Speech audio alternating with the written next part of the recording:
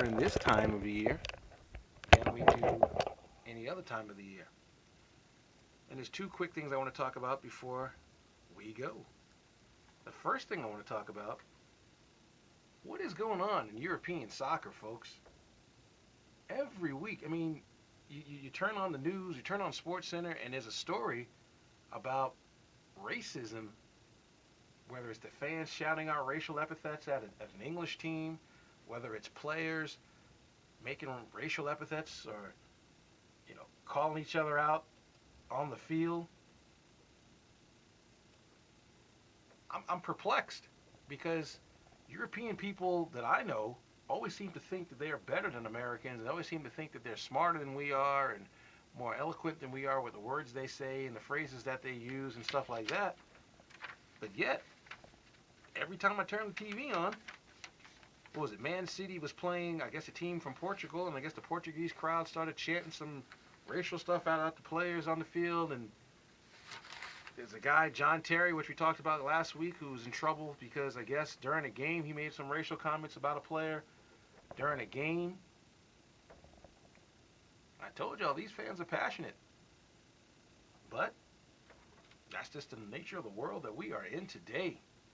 I mean, it's Black History Month. It's about to come to an end. It's kind of sad that it's only 29 days a year. I mean, every day should be, you know, sometime. I mean, every day should be Black History Month if you really want to be honest. It doesn't have to always be Black History Month. It could be Latin History Month. It could be Asian History Month. It could be whatever. But as much as we change as society, as much as we stay the same. I mean, even in hockey.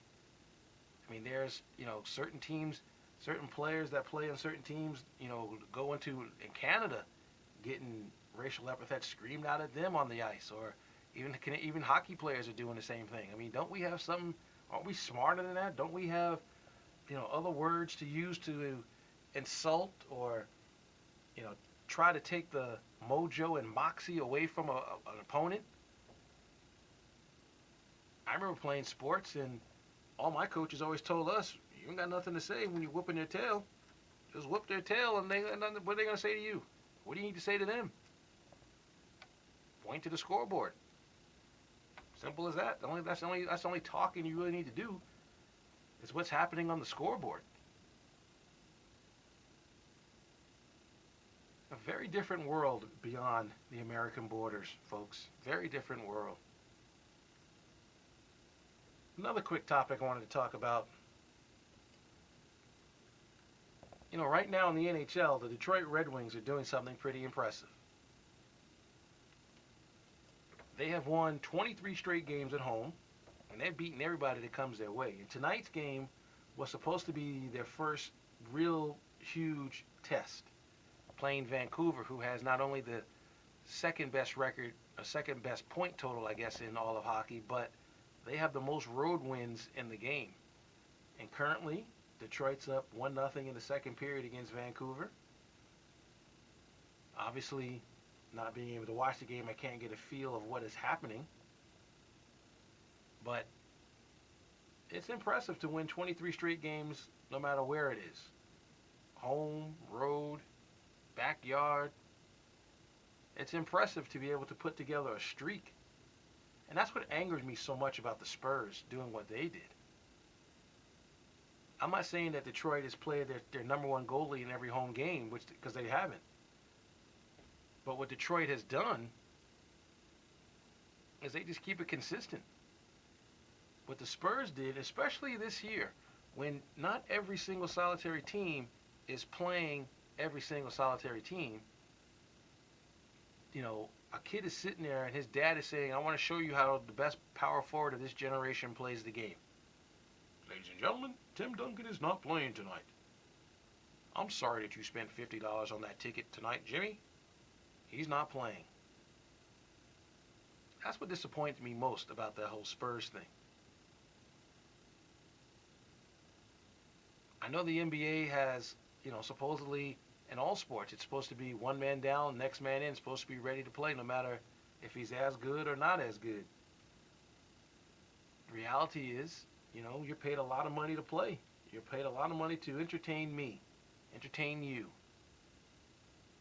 And yes, as I said a second ago, I know the goalie from Detroit, their main guy, doesn't play every game because obviously, they don't play the goalies every single night in hockey because it's pretty strenuous. You got, guys shooting pucks 100 miles an hour at your face and head and legs and arms and so on and so forth. So I can understand, Mr. Howard not playing. But, the backup guy is pretty good too, and he went in and performed.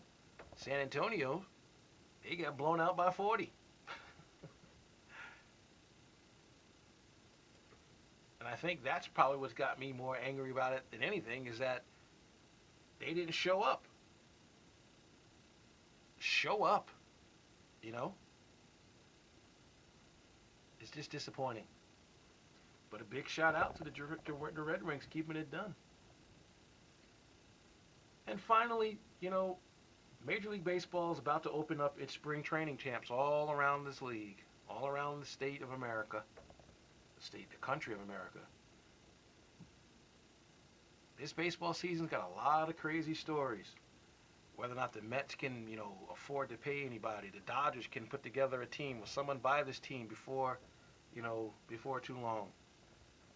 Obviously, Ryan Braun doing today. Prince Fielder going to Detroit. Albert Pujols coming out here. We'll talk all about it over these next few months. As opening day will be here sooner than you know. Knicks are down 12 in the third. Come on, Jeremy, get it done. We'll see you next time. Peace.